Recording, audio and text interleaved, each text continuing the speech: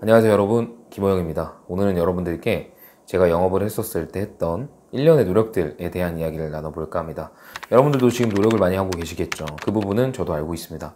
하지만 저라는 사람이 어떤 노력을 했는지 들어보시면 개척 영업을 하고 계시든 그렇지 않든 아니면 다른 영업을 하고 계시던 간에 분명히 이 부분에서 참고해서 더 좋은 방향으로, 더 좋은 방법으로 하실 수 있는 방법이 있으실 거라 생각을 해요. 저는 2015년 1월에 코드가 나와서 영업을 시작했고요. 그때 갈 곳이 없었습니다. 왜냐면 나이도 어렸고 지인 연구 영업은 쉽지 않았기 때문에 갈 곳이 있다는 것만도 사실 감사했고, 그래서 이런저런 생각 없이 그냥 개척지에 나가서 열심히 했던 것 같아요. 그렇게 하다 보니까 정말로 1년 이내에 100명이라는 고객이 생기고, 더 나아가서 그 사람들의 소개, 그리고 추가 계약까지, 그리고 가족 계약들까지 받으면서 영업을 승승장구하면서 쭉 해올 수 있었죠. 근데 그 과정 속에서 제가 그냥 평범하게 다른 영업사원들처럼 나가서 개척 영업만을 했던 건 아닌 것 같아요. 그래서 오늘은 제가 떠오르는 거, 지금도 뭐 준비한 건 아니다 보니까 이야기하다 그냥 떠오르는 것들 자연스럽게 이 말씀 한번 드려볼게요. 제가 이전 영상에서도 말씀을 여러 번 드렸겠지만 저는 새벽에 영업을 많이 나갔습니다. 지금 몇 번이라고 셀 수는 없지만 굉장히 많이 나갔어요. 나가서 어떻게 했냐면 2교대 하시는 분들이었다 보니까 새벽에 근무 끝나고 3시, 4시 정도 들어오시면 출출하시거든요. 그럼 그럴 때 제가 토스트기를 가져갑니다. 토스트기에 식빵을 넣어서 누르고 구워지잖아요. 그럼 그때 꺼내가지고 잼을 발라서 드렸어요. 여러분들, 제가 그 당시에 26이고 이랬으니까 그분들한테 봤을 때는 아들뻘이란 말이에요.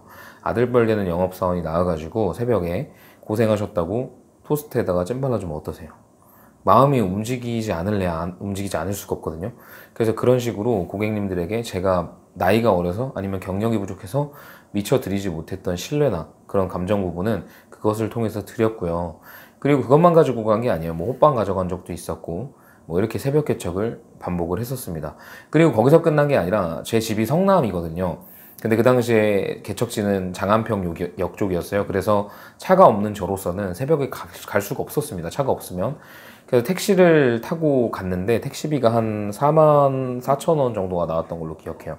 그런데 문득 제 근처에 있는 집안에 있는 그 성남 택시를 타고 3만 4천 원이라는 금액을 내고 가니까 아깝더라고요. 왜냐면 기사님들 너무 다 아버님 같으셔가지고 좀 더 효율적으로 할 수 있는 방법이 뭐가 있을까 하나 보다가 제가 서울에 있는 제가 가던 그 중일산업이라는 회사에 기사님을 부르기 시작을 합니다. 왜냐하면 제가 새벽에 가는 시간이 교대 시간이기 때문에 그 기사님께서 저한테 오셔서 제가 돈을 드리고 그쪽으로 가면 기사님께서 퇴근도 하실 수 있고 마지막으로 매출을 올릴 수도 있는 그런 일거양득의 시간이었기 때문에 그 부분을 잘 활용해서 그 부분에 차를 타고 이동했던 기억이 나요. 근데 그럴 때 차 타고 이동할 때도 가만히 있었던 게 아니라 제 상황, 제가 열심히 하는 이유, 제가 왜 이렇게 하는지를 이야기를 드렸죠. 보험에 대한 얘기를 하진 않았고 제가 왜 이렇게 살고 있고 제가 어떤 환경으로 자라는지를 말씀을 드렸던 것 같아요.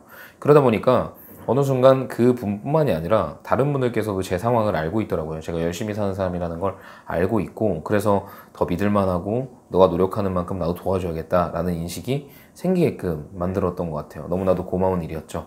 어쨌든 그런 새벽 개척 영업이 있었고, 또 하나로는 굉장히 좀 잔정이 있게 영업을 했던 것 같아요.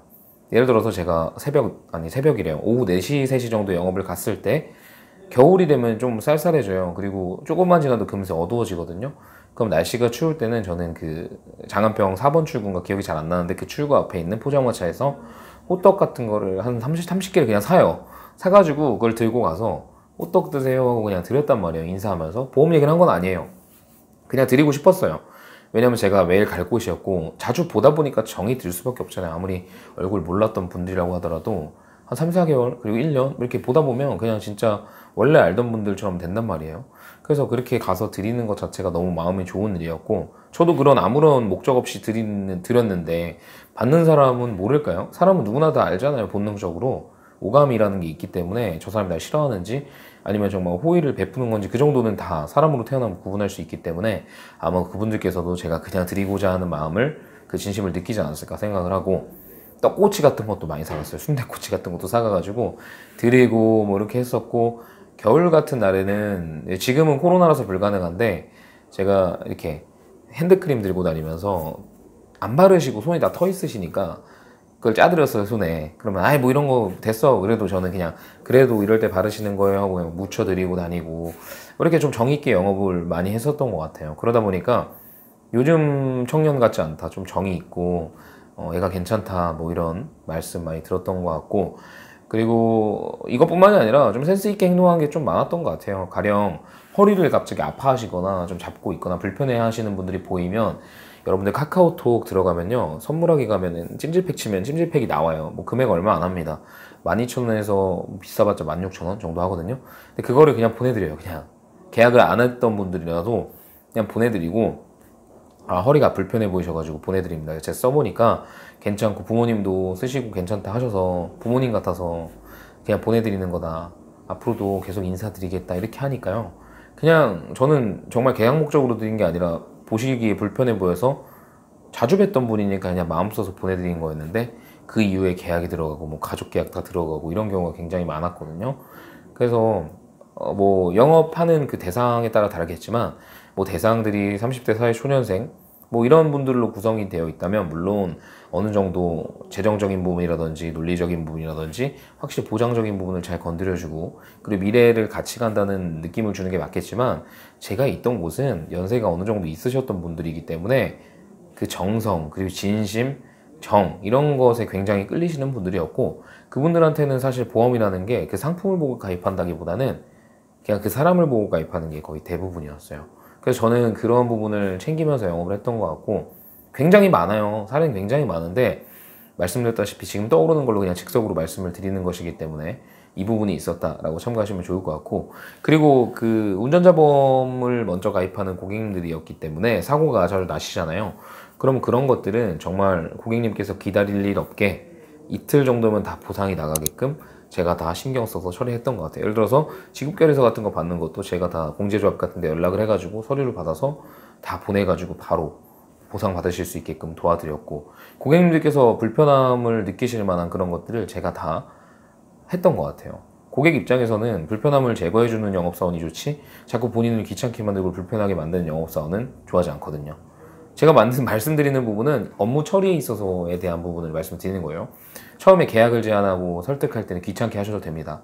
오히려 너무 귀찮게 안 하고 그냥 말도 안 걸고 이러면 그분들이 실제로 영업사원한테 나와가지고 뭐 영업도 안 하냐, 그렇게 말 안 걸고 있으면 영업이 되겠어? 영업사원 좀 끈질겨야지 라고 말하시는 분들도 계셨어요. 왜냐면 저도 늘 열심히 하진 않았기 때문에. 솔직히 텐션이 떨어지는 날은 그냥 가서 이야기 나누고 그러고 온 적도 있어요. 근데 그랬을 때 일상적인 대화 속에서 보험 계약이 나왔던 적도 있지만, 어쨌든 저도 그렇게 매일 열심히 하진 않았다는 겁니다. 근데 하지만 치열하게 할 때 정말 치열하게 했어요.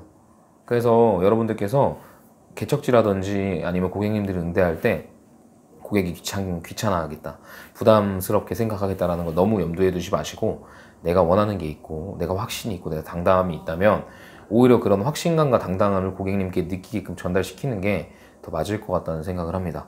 내가 200% 정도 확신을 가지고 있다고 했을 때 고객한테 접근해야 겨우 뭐 한 70, 80% 정도 전달이 될 거예요. 근데 내가 80%, 70% 정도의 자신감과 확신밖에 없다면 고객들한테 전달되는 수준은 더 미미할 거란 이야기죠. 그래서 항상 내가 하는 일에 대한 자부심을 가지시고, 그리고 당당함을 가지시고, 내가 도움을 주는 사람이라는 생각을 가지시고 접근을 하는 거예요. 그게 효과적인 방법이고 성과도 더 잘 나오실 거예요. 그리고 마지막으로 아까 전에 드렸던 말씀에 이어서 말씀드리면, 정 있는 사람을 싫어하는 사람은 없는 것 같아요. 우는 얼굴, 정 있는 행동, 그리고 뭐 잔정이라고 하죠. 좀 넉살 있는 그런 모습들을 보고 고객들은 마음을 안 열래야 안 열 수가 없는 것 같아요. 우는 얼굴에 침 못 뱉는다고 여러분들이 세일즈 스킬 같은 것도 굉장히 중요하지만, 세일즈 스킬을 떠나서 세일즈의 기본, 세일즈 영업사원의 기본기, 그 사람의 몸에 배어있고 표정에 배어있는 그 비즈니스 매너라고 하죠. 그게 만약에 부족하시다면 그것만 채우시고 고객의 마음에만 드셔도 더 많은 성과가 나오시지 않을까 생각해 봅니다. 제가 드렸던 말씀들 한번 여러분들의 상황에 접목해 보시고 적용하실 게 있다면 적용해 보시고 해보시면 좋을 것 같습니다. 아, 맞다, 그것도 있습니다. 편지도 많이 썼던 것 같아요. 자필 편지 써가지고 드리고, 왜냐면 오래 안 걸리거든요.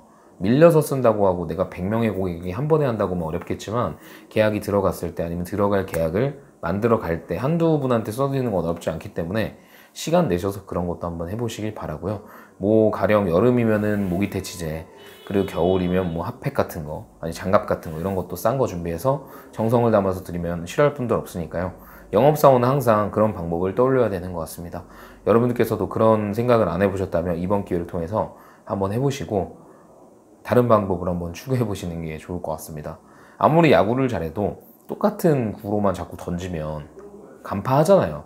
변화구도 던져야 된단 말이죠. 여러분들의 영업이 지루한 건 영업 자체가 지루한 게 아니라 똑같은 방식만을 추구하고 있기 때문에 아마 지루할 겁니다. 그래서 다른 방식을 이용하시면 영업에 대한 재미도 올라가고 성과도 더 많이 나오고 고객님들에게 더 인정도 많이 받을 테니까요.